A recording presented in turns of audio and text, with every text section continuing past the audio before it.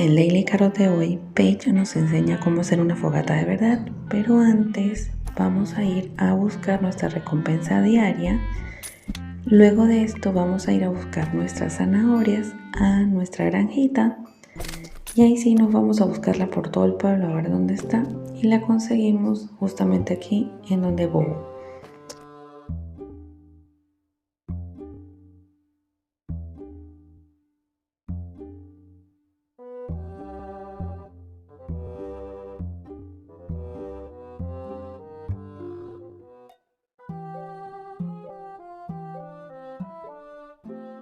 Y listo, ya tenemos nuestra fogata. Ahora nos vamos a ir a nuestra casita para ponerla afuera. Se ve súper tierna y la encendimos y ahora sí nos vamos al ayuntamiento y vemos que la tarea ha sido realizada.